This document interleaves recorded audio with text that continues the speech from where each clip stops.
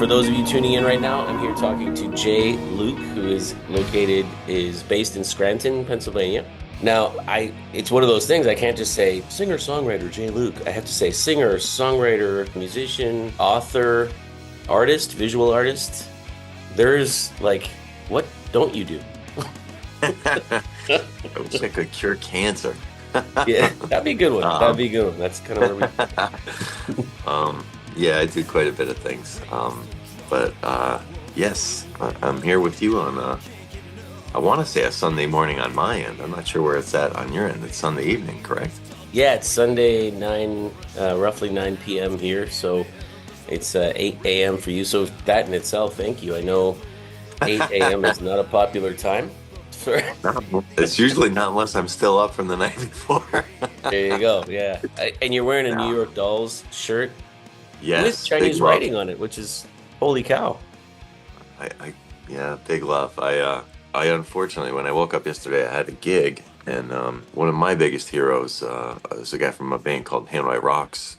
He, you know, put a post up that David Johansen passed, and I think the people that really know a lot about their origins and music and stuff know, how important the New York Dolls were to music, whether they get the credit or not. They started so much, and I think that yeah, it just had me really bummed out yesterday. It was kind of a bummed out way to start the day, but I did a couple tunes for them, and yeah, you just got to keep on, but always Yeah. acknowledge where things come from. It's yeah, I mean, I saw that here on different social media stuff, The New York Dolls, I think for me, they just represent more than anything, it's kind of like the roots of so many things that came after. They were an influence to so 100%. many people. Yeah. I'm a looking for a kiss. My shirt is Madhouse. This is a band in Ontario, a good friend of mine that used to be the singer in a band that I was in years and years ago. Happy news here. They're doing great and they're playing lots of live shows as well. You played the Cutting Room in New York, Oh, no, right? that was an anniversary 2 years ago. That was, Okay. but it was really cool. I remember leading up to that gig. You familiar with Saturday Night Live, the show? Oh yeah. Maybe a week or two before we played, all of the cast went there after their taping, and I was thinking, oh man, it'd be so cool if that happened when we went there. But no such luck, unfortunately. But there was a really cool vibe there. A lot of cool, important people, and it's a weird thing with those kind of gigs. It's like, geez, you don't want to stress yourself out too much, so you try to not even think about it. It's like, oh my God, that guy's super famous out there. Don't blow it. Yeah, it's funny actually. The last episode of Armand on Music that I released was with the guy Phil Yale, who he and I Oh yeah, we, I know Phil. oh, that's Yeah. right. Sorry. Yeah, you just did. You just chatted with Phil. Yeah. Yes, two That's nights cool. ago. Actually, I knew that. I forgot that for just that moment that I was telling you that. Yeah, So for those of you looking right now, you can also watch Jay talking with Phil on Phil's tracks, which you can find easily. Just Google Phil's tracks. It's on Spotify. We're doing a series right now called The Other Days the Music Died. So like the day the music oh died, Don McLean's song about Richie Valens and Buddy Holly, the Big Bopper, because there have been so many, iconic figures that we've lost. We were just talking about one just now. Um, yeah. we were talking about when, not music specifically, but Lady Diana, when she died, Elton John did the song Goodbye England's Rose, right? And he sang that song at her funeral. This is a close personal friend who he thinks the world of, and he sang that song solid as a rock. And we were Yeah. talking about that. How do musicians do that? How do you hold it together? Like when you're talking about being nervous, it's a related thing. How do you just go up there and like turn off your brain and just be J. Luke the rock star, you know? Huh. I speak about this quite a bit often. It's like when I was growing up, I had a kind of like a fear of speaking in public. And I think it's a common thing. Most people, are meant to speak in public, all the time. But Yeah. um, but music was always such a big thing in my life. So I remember, God, I wish I could tell you what age I was, but it was like 2002, say. That I had a gig booked, and I'm like, oh boy, well, here we go. Like Is I'm it? not gonna I'm not gonna hide behind the curtain to do this. I have to get over this. And every now and again, I think about, like, how many years have passed, whatnot, but how I'm more comfortable in front of people than I'm not now. But there is some kind of thing, though. You're right, like where no matter how stressful or how much is weighing on certain things, like we do keep it in pretty well, I think, like to get through whatever. And unless you're part of it, you can't even understand that. It's like some weird club, you know, where only people that could get through this kind of thing understand it. But it is a bizarre thing because trying to put it into words doesn't quite make sense. You just know that, like, I have a job to do. I have to get through it, and I'll think about it afterwards. That's usually the best way to say it. I, yeah, it's funny because when Phil and I were talking, I was thinking specifically about that, and I was saying, quite honestly, transparently, that I teach music in a school here, Yeah. and one of the things I get to do as a result of that is conducting, you know, and there are some moments where whatever it is I'm conducting, whether it's classical or not, whatever. Sometimes there are moments where I've just been working with these kids for months to get this show together. And then they're there just nailing it. They're just like just Yeah. killing. And I get like teared up, like I get emotional as it happens. Right. And so far, knock on wood, I've never actually lost it on stage. But you're right. And now that we're making this connection, I guess it's kind of like a fight or flight, survival instinct. It's kind of Yes. like, you have a tiger running towards you. You don't sit and think, golly, I'm probably not as fast as that tiger. You just run. You just do Right. it. Uh, you know what, too? There are moments of unpredictability, obviously, too, where like emotion gets you. Like, just like you said, you might catch yourself with a leaky face there, crying over something beautiful, and that's wonderful too. I've played with a couple musicians that sometimes when you're just kind of jamming out, I have a friend who is very good at what do they call it, where you just kind of freeform your lyrics. Maybe that's what it is, just freeforming. Okay. But like we'll have something going on, and he will sing the funniest things in the whole world, and it's impossible to not laugh. So it's like it's its own thing because like I'm usually very serious and I got my own thing, but it's such a thing where your guard gets completely stomped over and you just start laughing your head off. But Well, yeah, you yeah, mentioned the SNL thing when they break character. Like they're that's uh, exactly it. You're they're trying to hold it together as much as you can, but sometimes you can't. yeah, you got Will Ferrell there smacking on a cowbell, and how can you not laugh? You're right, right. It's just understood, and it makes it all the better actually because it makes you I more human. There are different ways to express what we're feeling through music, but also like letting it sometimes just take you along for the ride. Yeah. Geez, I was talking to somebody the other day. I'm sure there's many albums or songs or whatever that touch you in ways that, maybe other people might not understand. But I was just talking about a song, and yeah, and I started tearing up. I was like, oh my God, yeah. I mean, that's how much that song meant to me. hmm Yeah, it That's how comes it up. goes. It comes up a lot in these chats that I have with people. A lot of people. I remember talking with a guy named Michael Botte. Um, Oh, I know Michael too. Yeah, yeah. Great guy. okay, I didn't know that one. I knew you had spoken with Phil. I didn't know Michael. So Yeah. he uses the hashtag music is my therapy.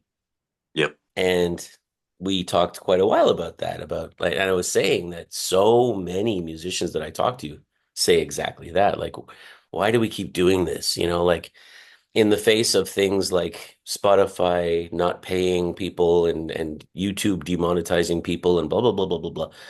And Yep. honestly, as annoying as that is, that doesn't stop us from doing this stuff.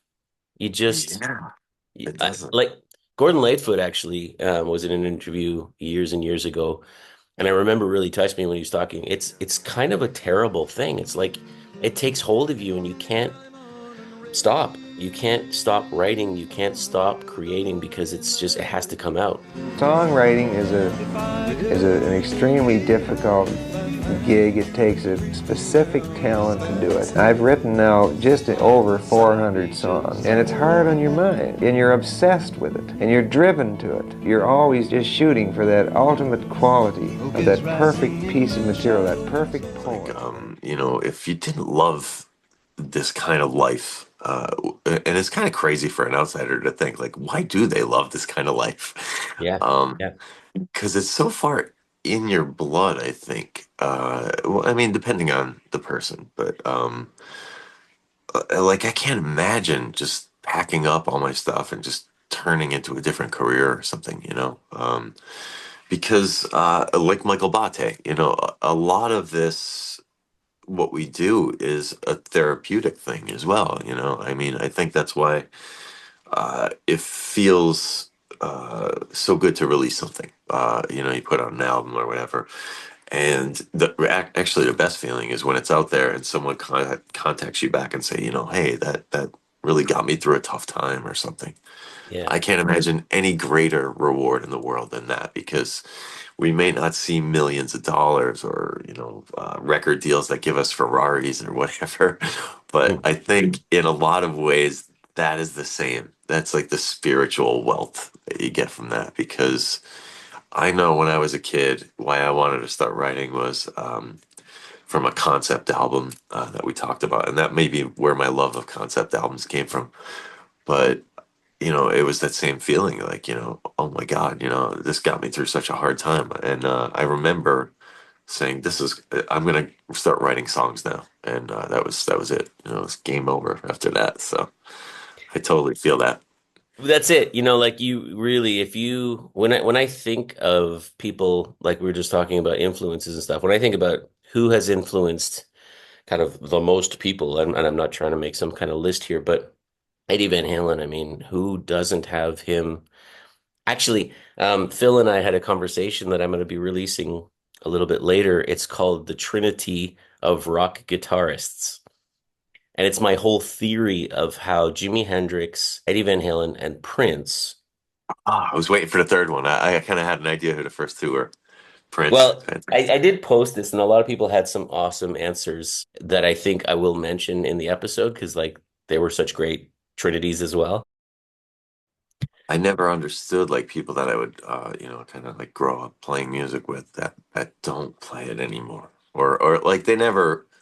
I guess that wasn't as serious of a thing for them as it is for me, and it's so hard for me to even think into that mindset sometimes. Like you just put your guitar on. How do you do that? I can't. Well, I got to do this and that. It's like, yeah, but what about the guitar? How come you're not playing it? The only thing I'll But say about that is like people might say that about me because I don't play professionally. I don't play like I used to. Every now and then I'm on stage, but mostly I'm on stage as a teacher. I'm conducting, I'm yeah, leading yeah, the yeah, band I and get stuff. it. So some people would say, yeah, but you're not actually playing the guitar anymore. Like you're not up there doing the solos and the spotlight and the whole thing. And I'm like, I haven't dropped music at all. In fact, I think it's more integrated in my life Prevalent. now than ever, Yeah, you know? yeah, So maybe those people are interacting with music in a different way. They've just yeah. changed the direction. The whole thing is, it's all about what you feel, pretty much. You know what I mean? I learned very early on that there's two ways to think. Like, you could try to make yourself happy, Mhm. or you could try to make the world happy. And when you try to make the world happy, the most unhappy person is going to be you. And and if you're making yourself happy, you find a lot more of a reward in it. Where, like, especially for me, like I think my last two albums have been so incredibly personal, and I felt that even like a bit of a fear, like, is this too much? Is this too much? Like, will people understand what I'm going through? I always try to relate everything as general as I could without like saying, I walk down this street, or, like Yeah. anything real specific. And yeah, and it did. Like I think that's kind of something that I've noticed a big change in. So um, rather than looking cool or trying to do what everybody thinks you should do, when you really listen to your heart and you go hard enough at it, I think you'll find it's more rewarding than chasing trends or because what's there to chase, really? At the end of the day, it's always an ever changing world and AI and all this and that. So you got to make yourself happy. Yeah, a friend of mine used to compare that to pushing a string up a hill. Very much accurate. Yeah.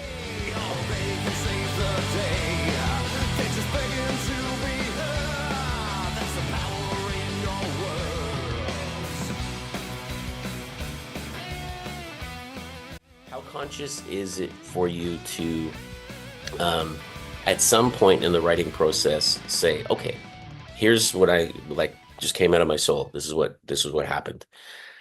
And then at what is there a point where you think, okay, consciously, I want this to be at least understandable, accessible to people. So you might change lyrics slightly, or you might change the sound. You might do things specifically to try and do what you just said, like make sure that people get it. Um, Let me think here. Well, I could say this. I know, not the last album, but maybe two albums ago, I wanted to do one more track. And I was like, when I was first starting out on some cassette somewhere in this house, I have, the demo of ideas I had. And for some reason, I thought I was so smart or whatever. I had like the best ideas back when I was first starting. And something hit me like, you should try to look that song up that you recorded. It was on a multi-track cassette thing and done very poorly or whatever. Mhm. But I remember there was a lot to it that I really liked. And it turned into this crazy hunt to go find a cassette player that worked, actually. And which was quite humorous on its own because we had to go through like, a bunch of different places, storage units and whatnot. Right. Anyways, I got it, and as I listened to it, I'm like, oh, this is good, but I definitely got to change the lyrics because I was a totally different human being in whatever it was, the 1990s or whatever, and to my credit, whatever I was singing about then, I totally believed in and felt, but I just felt like now, as an older human being, I wasn't all about what I was singing about, so I had to change the lyrics and. Not too much, just enough so that I didn't feel they were cheesy or not me. But Mhm. I did change them so that they would be more universal, more who I am, and and relatable. Yeah, like we said, relatable. Had I released the song how I recorded it in the 99 or Original. 98, I wouldn't feel like I was a different person. I would feel like I portrayed myself quite accurately. But if you spend 30 years or whatever and you're the same person, that's kind of like almost a wasted 30 years, I think sometimes. So Absolutely. And it's really funny that our conversation has taken us here because actually you've brought me to a tangent that I was thinking maybe we wouldn't get to, but here we are. So okay, this is going to sound totally left field, but I'll explain why I'm saying this right now. Ready? hit it. You wrote a book. Yes, Yeah, yes, you wrote a book about coal mining when coal yeah, was queen. So you worked with the Coal Miners Memorial Association and wrote a book in 2009, I believe. yes, yeah. That sounds accurate. Well, why am I even bringing this up before we've even talked about your latest single and the new one that you're recording in the studio, which we will talk about? Okay. Here's why. Because there was an article written in the Delaware and Lehigh National Heritage Corridor. I had to read that. Um, there's there is an interview that you did there talking about your book, and there are two quotes in there that I just thought, man, this is so funny. We're talking about 2009, but I think these are still very relevant for you. Here's one. It says Jay is very active in all things art, whether it be through painting, performing with his band, or through his day job as a graphic designer. And I thought, man, like I would have written that sentence not having seen that many years ago. That's Wow. amazing. That you did your homework. Jeez, I wouldn't even have been able to find that interview, I don't think. I'll send it to you. But yes, yes, it's funny about that book. I really, I know I'm always busy and always doing, probably too many things at the same time. But I found that when I was doing that book, it was like I don't know. It's you look back on certain parts of your life and you think, how the heck did I get through that, or how did I do this? So yeah, I did. I had a day job. I had two bands, a relationship, and also, a solo career kind of going on. So writing that book was quite an achievement at the time. But why I felt that was important, though, where did may I ask where you grew up? Yeah, well, outside of Toronto, Ontario. Oh, okay. Yeah. Where I'm from here, the coal mining industry was huge. It's basically the whole reason that this area exists. Okay. And as time goes by, a lot of things get forgotten. And like kids that are in school, like I think I'm the last of the generation who had relatives that were alive that worked in the coal mines and stuff like that. So I heard all of these stories, and a lot of the places still existed. Um, but after me, I don't think these kids get that same thing. So me and a few other friends thought it'd be really important to kind of like document this stuff while we can because buildings are going down, all of these things are going down that have relatable elements to this, and the most important thing, the living people that were still involved are disappearing, every day. So we did what we could so that it would be kind of a resource for kids and future generations, really, because it's weird as a musician. That was like the last thing I ever thought I'd be doing, but a really gratifying thing is every now and again hearing from someone who said, oh, my kid or my some relative did a book report and they used your book, and I'm like, wow, that's it still makes no sense to me, but it's very cool. Yeah, I thought that was really sort of left field. I was like, okay, I get the music. Yes, It's that's why we're definitely chatting. And then when I saw the art as well, like some of the pencil drawings that you've done of your dad in his was it the Marines? Was it? yeah, yeah, yeah. And your mom and some of the commissioned art, and then you illustrated a book, which I'd love to talk about. It was written by an amazing musician slash author as well. Yeah, yeah, Carl. Yeah. Yeah, the reason I brought up the book, because what you just said about the song that you were looking back at your past and it made sense, but you wanted to add to it. Listen to Yep. this quote that was in that interview with you about your book. Oh boy. There's a guy, I don't know who Wendell Berry is, but as Wendell Berry once said, it says, the past is our definition. We may strive with good reason to escape it or to escape what is bad in it, but we will escape it only by adding something better to it.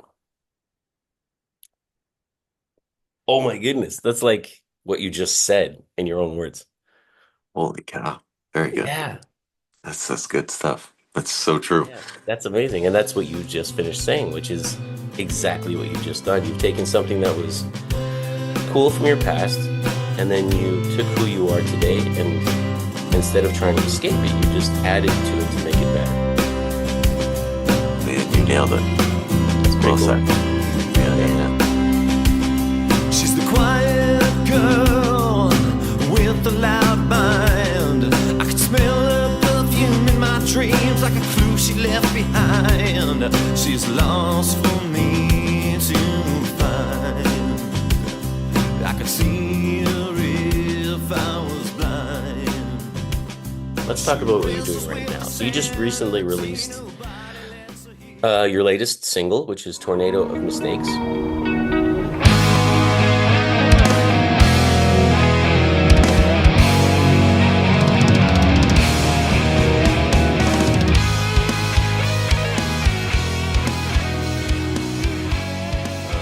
saw the footage of you and Michael Duds McDonald.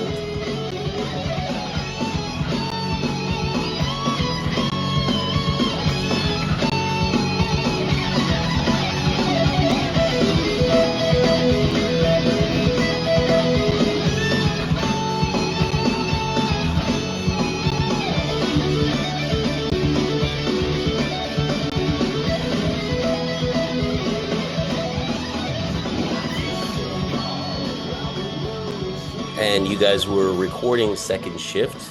I have 4 songs that are completed right now, and I'm looking to get like 8. So I'm probably gonna do well. Actually, there's I'd say 4.5 because we just have to kind of mix the 5th one, and then probably do 2 or 3 more, and then get the album out. But uh, it's so weird now. Like like I know a lot of times you're trying to stay on top of technology and stuff like that. Mhm. Albums are going by the wayside, unfortunately. It seems like and everybody's like, oh, I just gotta keep putting out singles. Yeah. I don't know. For me, I can't always do that because like a lot of times these are it's like an album is a book, and Mhm. each chapter is very important for that book. So unless you could tell the entire story in one song, which a lot of people can, I prefer to still do the album thing. I just came across this clip of Jack Antonoff talking about the importance of making full-length albums. Check it out. It's almost stunning that we still believe some of the myths. Which myths are you talking about? Album isn't God. Album is God, period. Always has been. There's no brilliant artist that's existed for a real period of time and changed things and has a real audience that isn't based on albums. They don't exist. He thinks like I do, that in today's music landscape, which is dominated by quick hits, singles, and viral videos, it's even more important for artists to put out cohesive, full-length bodies of work. Like I have no problem putting maybe 2 singles out prior to releasing the album, but it's very important for me to do that album thing. And yeah, that's another thing that as you get older, how I feel bad for kids that don't have that same experience of like coming home from a music store, holding on to the album and looking at the art as if it were going to come alive, and maybe reading the lyrics and the liner notes and stuff like that. And now it's just like you get this tiny little thumbnail. You can barely see the art, and if you can find the lyrics, that's cool. But usually you can't. Right. And yeah, it's kind of like a big part of the experience that goes missing, I think. And the physical copy, it may be making a bit of a return, but I don't know. Once people get that taste of free stuff, they don't want to go back to buying stuff. It's kind of how. It's funny. So what you said, because that was one of my questions for you as well, because I've talked with a few people here. It started when I spoke with a singer-songwriter named Lorenzo Wildcard, and she was talking about that, releasing single after single, because she just felt like for her and her music, especially the way she creates, she like dives into a song as the song, just lives it until it is released, and then she dives into the next song, which I totally get. And I think she's creating incredible music, so it's working. But I've Sure. also spoken with other people like yourself. Just a week or so ago, I spoke with a guy named Andy Isaacson in Glasgow, Scotland. He goes by the name Luminous. Okay. Without going into a whole lot of detail, because I'm going to release that episode a week from the taping of this one, Andy was talking about that as well. He said, really, if you listen to his songs in isolation, not one after the other, you lose the song stack, which is something that, back in the day when we were making cassettes and CDs and stuff like that, that was a big thing for us, is what order you put the songs in to tell the story Right. correctly, And Yeah. he was saying that was a big thing for him. So what you're saying now, I think it is having a resurgence. For Christmas, or part of the Christmas break, my daughter and I went to Japan to go skiing. But one of the things she really wanted to do was go to Tower Records in Tokyo because she Yeah, wanted to see the albums, the vinyl, and she wanted to have the listening station with which they have in the store, just like the old days. that's fantastic. She's 17 and it was like a big thing. We actually went to a cafe where it's a vinyl listening cafe. You get yourself your little cappuccino and a Yeah, chocolate cake or whatever, and you listen to albums. That's what you do. And we sat that's there and awesome. listened to Clairo and Leve and like all these new artists who have vinyl, and we sat there and listened to that together.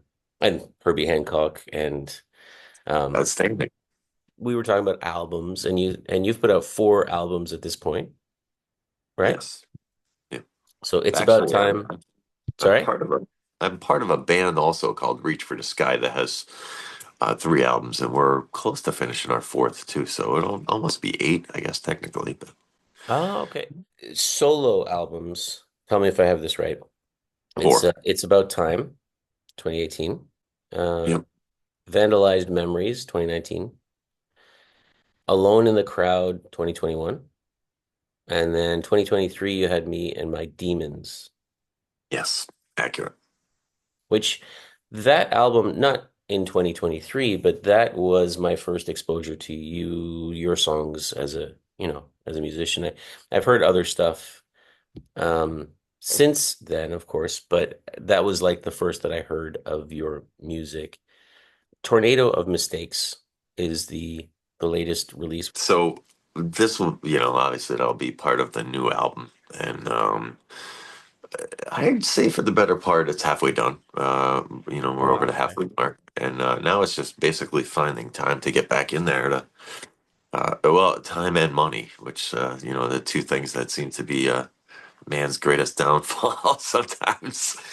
Uh, It's but amazing to yes, me. Like I listen to the production and I'm thinking, you're spending time on this. Like you're putting time, effort, thought into this. You have a producer. Do you have the same producer for this? It's the whole run, Joe Loftus. Yeah, he's been my guy. He's actually the bass player, actually. So he's involved in everything that we do. And I was, yeah, I don't know if I talked to Phil or maybe somebody last week about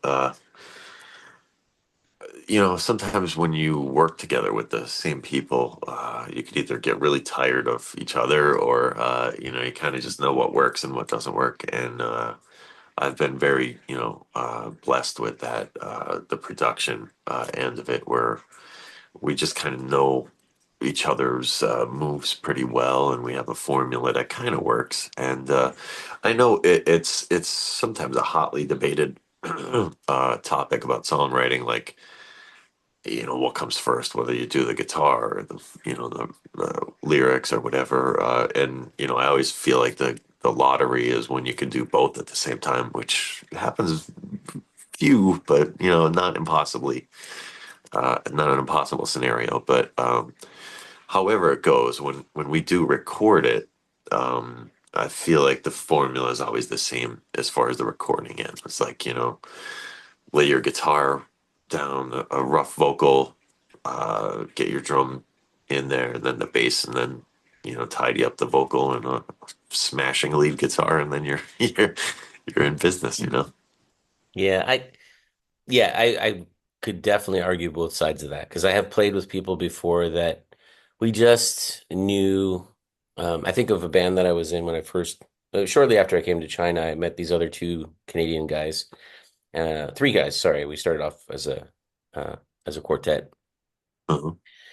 and it was kind of like that. Very quickly we got into this thing where like the drummer in that band, Alex Roy is his name, really solid, super solid drummer. But, I've played with drummers who are super solid, but they're dry as, toast, Yes. Yeah. Uh, and he's not that. He's super solid. Like he could tell you which beat of which measure we were in the middle of a song. And I was like, I'm just feeling it right now. I'm not counting Right. bars or anything. But Yeah. then he would do stuff where he would just hit the snare just like a 16th note before he was supposed to. And I'd be like, I played bass in that band. I'd be Yeah. like, okay, we're going somewhere. I don't know where we're going, but we're going. It worked. It was great. It's almost sometimes like you're charging into battle and you don't know how you're gonna get there, but you know you don't want to lose your life. You know, so It's again, it's like the survival mode. Maybe that's part of why we are so, I'll use the word addicted, and that's not a play on word with your song. Yeah. no, yeah, I got you. But maybe it is why we're so addicted to this, because it's kind of like it's like a roller coaster, you know? You know you're Yeah. not actually gonna die, but you could be badly maimed. Yeah. You don't rule nothing out. There's definitely a possibility of death It's at a any possibility, point. you know? If you can't lose the game, then the game is not worth playing. You're correct. Something actually that was funny about the last album that I did though was versus other songs and stuff was that I was writing the songs like so close to the time into going to the studio that they were like brand new, not rehearsed, not even like revised or whatever. And I thought for a while I thought maybe I'll call the album "Winging It" because I think that it would have been funny. Um, but it gave it this great freshness, and obviously it helped the storyline because everything that was going on at the same time seemed to all be very cohesive. But yeah, and then it turned out to be called "Me and My Demons." When I don't know where I heard it, but or maybe I didn't hear it at all. I think I saw a Vincent Price movie that I'm a really big fan, Hmm. and he had uh, you'll sometimes see a GIF or a meme or whatever, but he has like a devil on his shoulder, and he looks over, and then he looks to the other one, and there's another devil where you thought there would be an angel, and I'm like, oh my God, that's That's brilliant! perfect. That's so brilliant. So yeah, I use that as my inspiration, and I'm like, how about me and my demons? And then so winging it is way off now. I'm never gonna call it winging it. Yeah, So we have these ideas, and it's like Quincy Jones used to say, apparently in the studio and stuff. He'd say, check your ego at the door. Don't fall in love with your idea. We're gonna drop some of these, but it's not a reflection on you. It's just what's the best idea, and that's what happens, right? yeah, I've had band names in my head that I thought that'd be awesome, and then when I think about it later, I'm like, wow, I'm so thank glad God we we didn't didn't go do with that. that. Yeah.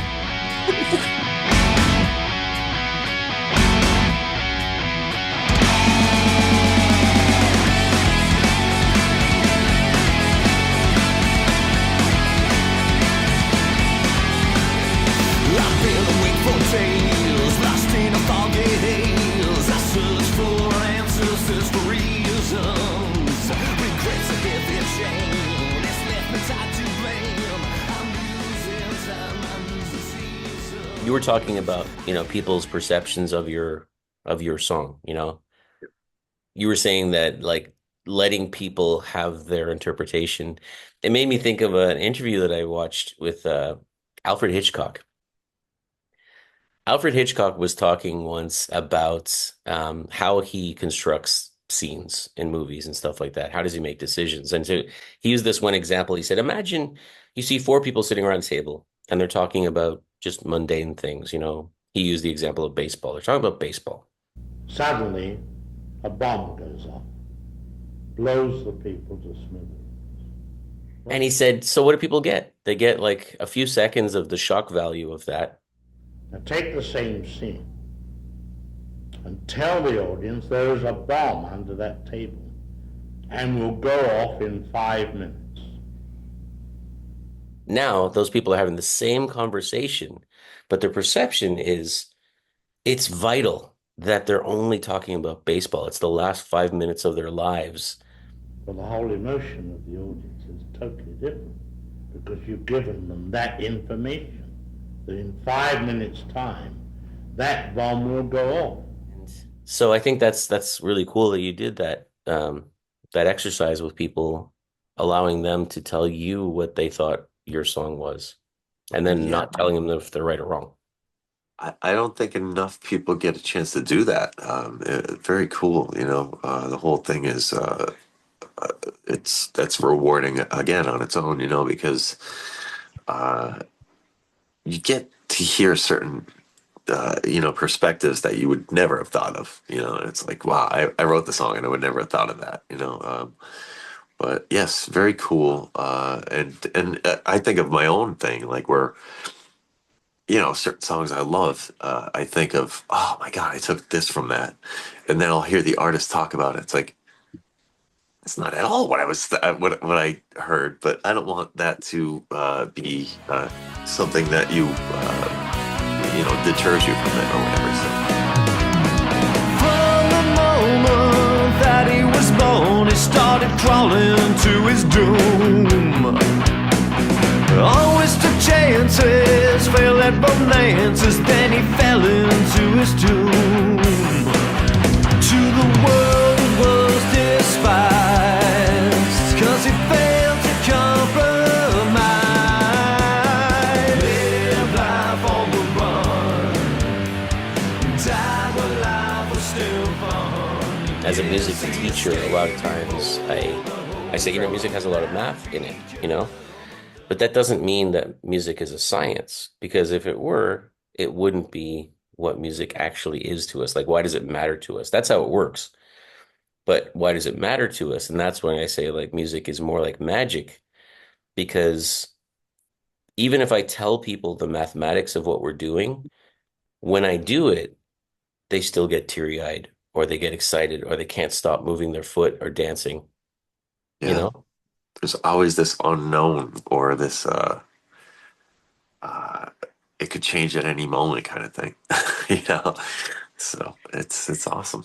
Sometimes you just come across something that's like, oh my God, I'm gonna listen to this 5,000 times this week. Or that's kind of how I am, because I like to catch every subtle nuance, and like, kind of like you said, like, how are they doing that, what's going on there, who's using what. And Yeah. uh, it's not typical. It's not what everybody generally does as an average listener, but as a musician, you're kind of curious about certain things. So we've talked around Carl Canedy. We talked about a little bit about what he's done, and kind of he's one of those guys, like, if you know, you know. That's Like, exactly it. Because it's not like a name that you'd recognize all the time, but incredibly important things in music history has been involved in, at least in yeah, who my produced world. the first three Anthrax albums? Yeah. And he, like, I don't know, I've watched interviews with this guy, and he's like very, very down to earth, almost like he doesn't want to be that guy. He just wants to do the stuff he's doing, you know? Yeah. Yeah, for sure. But you collaborated with him. You also, I mean, you shared the stage with Joey Belladonna, which Yeah. actually, Carl Kennedy, I was reading an article. I don't know if he would agree with this or not, but he arguably was the reason that Belladonna ended up in the band. There's a lot of yeah, he's definitely been around the Anthrax camp. I believe he produced the first album, even if I have that First right. three, Or yeah, first three, yeah. yeah, he's crazy stories. Yeah, and he was hanging around Metallica at that time, and like there was all these sort of debate about how much he was part of their initial album and stuff like that, sharing ideas and stuff like that. Yeah. Well, I know one really cool fact. When Dave Mustaine was still in Metallica, the night that they fired him, they were on a show with Carl's group, the Rods. Yeah. And after that show, they sent them packing back to the West Coast. So I'm sure that was probably a really interesting after show event right there. That's like a totally historical thing that happened there. It's amazing.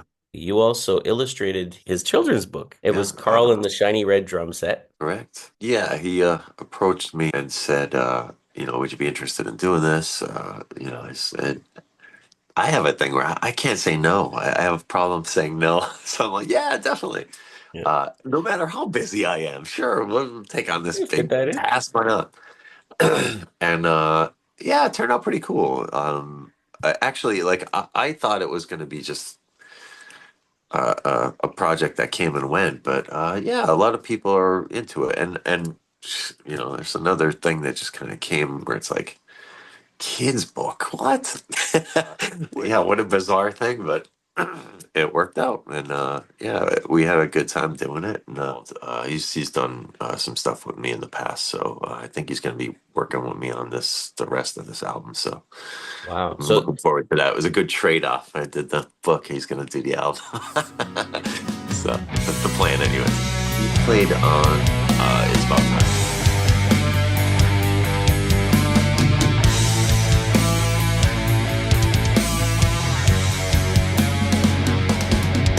It's the dawning of a new age under the dark night sky. What I often think about, like in my life, is like Bruce Dickinson from Iron Maiden. yeah. Um, every now and again, you see like this crazy list of things he's done. He's an airline pilot, a fencing champion, a children's author, all of these things, professor, whatnot. And usually at the end of that list, it's like, oh yeah, and he also sings in a band called Iron Maiden. It's like, holy God, man, this guy's life is freaking crazy. So I'm not in a race with him, but I do find that a lot of the things that are tagged along to my name are pretty ridiculous sometimes. So I'm It's no fencing champion or airline pilot, but I'm doing my best. well, we can't all be Brian May either. Sir Brian May, Yeah, astrophysicist, PhD, and rock, yeah. one of the most That, respected guitarists ever. that's a really funny one because it's such a hilarious like thing. Like, well, it's not rocket science, and he could go be like, well, no, it's clearly not because I know my rocket science. Actually, I know quite a lot about it. I have degrees in rocket science, and you're correct there. He's But incredible, an amazing human being. yeah, and again, I think one of the things with a guy like that, a little bit like Carl Kennedy, in the sense that being just so, but just down to earth about it. Like, yeah, that Yeah, stuff. I Thank was you. I was thinking that same thing. It's like it really shows you the mark of a human being sometimes when like Duff McKagan of a band called Guns N' Roses. I opened up for him, and my eyes, like, he was even not much room for argument. Like, Guns N' Roses was probably the biggest band in the world at one point, and you can imagine that does a number on your psyche. Like, just how do how do you adjust to certain things? But he was so humble and so nice. Like, you would never in a million years think, well, there's that jerk from Guns N' Roses or anything like that. Like, I was blown away at how cool he was. And I think, it's important to learn from other artists and musicians. And when you could see that someone could still remain that humble for being in Totally. literally the biggest band in the world, there's a lot to learn from that. Never think you're too good. Never think you're too good for other people and stuff like that. So I've never spoken with Duff McKagan, for example, but I mean, I think you have to first have that in you before you become famous, I think you're correct. and then you have to miraculously, honestly, maintain that. You have to keep it within you. But the people who are able to hold on to that, I think it's more like that's who they were anyway, but it's magnified by the fact that they have so many excuses to not be that person anymore, and yet they still are. Yeah. Some people say they got no one to talk to, but the whole world's a text to. Some people look to anyone except right who they're next to. Some people say they've no one to cry to or to say goodnight to. And some people can't. Do you know the journalist Ted Gia? I may have heard the name. I'm not familiar though, I don't think. Well worth reading. And he wrote this article about how Google was designed for us to search for things and to go on an adventure. Like Safari is called that because we're supposed to be like adventuring. And nowadays it's exactly the opposite. And he said, if you just look at the name of a social media platform of any type, anything on the internet, it will tell you what it's not. So Microsoft Teams will only work if you're not working with your team in person, right? Clever. PayPal Yeah. doesn't pay you. Right. Not your pal. So, Google, Safari doesn't want us to go on a Safari. So if we went on a Safari, we would put down our computers and our phones and we wouldn't be using Safari. Yeah. And it made me think about because you say that like you have nobody to talk to, but everyone to text to. That's what Yes. Yes. you Yep. know. That's my lyric. Yeah. Yeah. I Uh, know. It frustrated me to no end so many times, like being next to, because I'm always in clubs and stuff, with shows. And, I'd be like watching couples that are next to each other that won't talk to each other, but they're typing to each other. I'm like, what the hell's going on here? And, just people walking down the street that could fall into a manhole without realizing, like everyone's so oblivious to what's going on around them. And, yeah, they're kind of like prisoners to that thing. Yeah. So I tied in the word cell with cell phone, and because absolutely. I thought it was a good play on words. The loudest one in the room holds the biggest weakness. An old wolf in sheep's clothing will never practice what he preaches. Trampled conversations and fights in the bar. While my favorite song is The music that you're putting out to me, it has a really nice level of comfort level, so I don't feel like I'm listening to, I don't know, John Coltrane for the first time, which I love John Coltrane, but the first time I listened to Giant Steps, I had to have a nap afterwards. I was Yeah, you need a couple goes at it. yeah, like there have been a lot of times in your songs like that major minor change where I didn't see that coming. I didn't expect you to make it such a blatant color change, like going from purple to green, but it works perfectly, you know? Yeah, And I really appreciate that. And then when you told me about the synth solo that wasn't a synth, yeah, how about that? I don't think I've ever told anyone that, so we'll keep that secret to everybody else. yeah, well, I don't have that big an audience here, so I'm kidding. Um, no, what's funny though about, kind of what you said. I sometimes feel like when I'm writing a song, like, this is a great part for the verse, this is a great part for the chorus. They don't seem to go together. How do I make it go together? And I think the real art form sometimes is blending them together, making them work where they typically wouldn't. And there's a lot of ways to do that. Whether it's like total stops or you know, uh, some kind of drum transition or something like that. But yeah, that's one of my favorite things to do in music is to make things work that shouldn't work at all, or yeah, or you don't see coming, kind of, and doing it in a way where it's not like so outlandish. Like I don't want to be that kind of artist that's doing things that are hard to listen to, but things that work, but you can't kind of figure out, well, why does that work? yeah. So Well, you said earlier life is about balance, and I think that's what I hear in your music as well. I never got bored listening to any of it because just at the moment where I thought, okay, I know what he's going to do now, and then he's going to go into this part, and then you didn't. yeah, It's like, okay, all right, didn't see that coming. So I think you've struck a good balance so far, and I think I've only heard the little clip of Second Shift.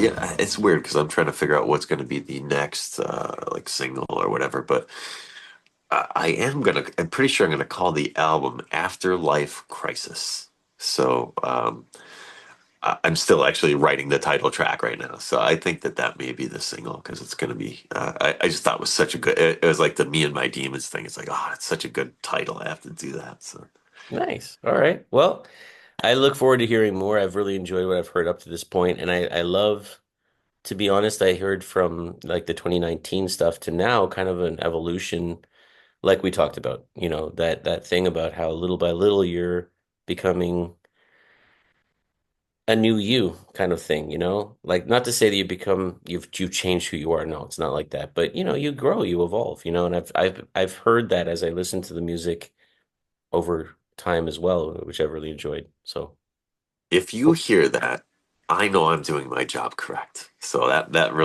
means a lot to me that you said that. I appreciate that. yeah, absolutely. That's very sincere. So thank you so much. This for people watching, they don't know this is our third call in on Zoom to make this conversation happen. We've So been I on just want this to say thing for thank you. 6 hours. Yeah. I've had breakfast and lunch since we started here, and No, Okay, yeah, there's- thank you very much for having me. I appreciate it. I know we've bantered quite a bit online, so it's cool to actually get to chat and whatnot. So, yeah, I would love to do it again at some point as well. I mean, as you keep releasing songs and as new things are happening, I would love to revisit our conversation. Who knows, 6 months, a year down the road, and see where things are then. One of the things I sometimes ask at the end of a chat is there anything that you would have liked to speak about that you wish I'd asked you, but I didn't ask you? not really. I thought that we were kind of all over the mark here. Kind of talked about influences and performing and whatever. I was pretty satisfied. Kind of out of the normal. Where we're the same like list of questions I hear all the time. So it was cool. I appreciate that delving into certain things. And we definitely talked about stuff that we don't normally talk about as artists. So I appreciate it. Yeah, cool. I'm glad. Right on, man. All right. Take care. Thanks again. I appreciate it. Okay. All right. Thanks a lot. Don't forget to like and subscribe.